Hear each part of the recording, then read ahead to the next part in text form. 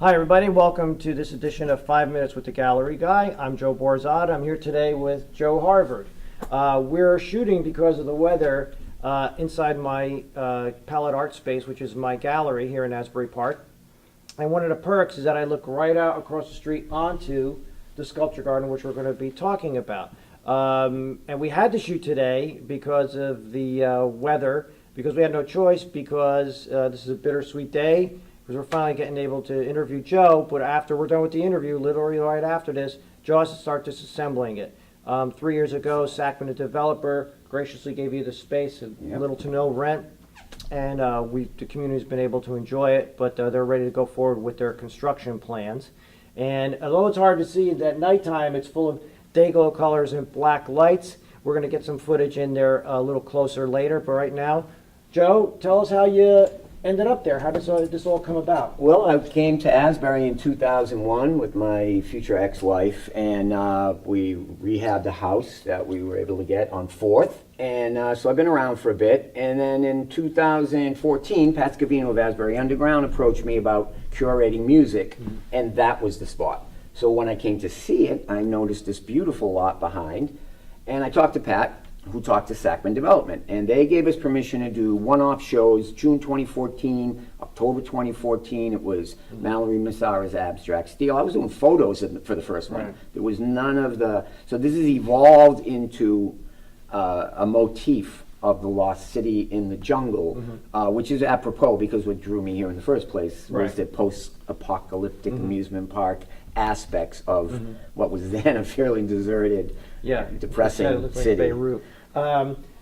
As you'll see in some of the work, as you get closer views of it, a lot of it, almost all of it's all trash. Garbage and trash and repurposed material. We don't pick recycling. Basically what I do is I go to one single dumpster every day in the complex where I live, okay, and one laundry with 5 machines. And that's where almost all of the stuff here, other than the little bottles, which come out of the street anywhere I am, I pick them up. So, and stuff from my house. So we don't pillage recycling.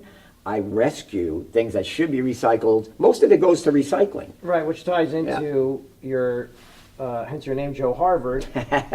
You went to Harvard and majored as an archaeologist. I was in archaeological anthropology, cum laude totally major. Makes sense. And you know, that's beautiful thing is, like I said, it's unplanned. I realized I'm not an inventor, I'm an explorer. And over the course of the 3 years open to the public, I've kind of come to realize what it is, and now I can push it that way. And we have these black light flashlights. You're an archaeologist, and you're in this lost city. Who are these strange people? Why do they use so much inorganic material? Obviously, it's kind of a funny metaphor for 100 years from now, what people may find of us. But at the same time, it's deadly serious kind of commentary on single-use plastics glutting the planet. So, you know, dwelling on this idea of something that was once useful and now has become a problem is part of my entire being. And I've always been a trash picker. I can't walk past something that's useful in the garbage and be like, oh yeah, I'm just going to leave that garbage there. You know, no, I can't do it. Right. So I know people have been trying to help you find a new spot or storage. What's next next? By the way, if we didn't mention, it's called the gARTen. Yeah. The sculpture park. So what's next for it? Well, the gARTen at 713 Cookman will be just the gARTen somewhere, I hope. Cookman Creamery right now has a gallery that they put in. Dr. Gina Bono has about 8 pieces in a gallery there.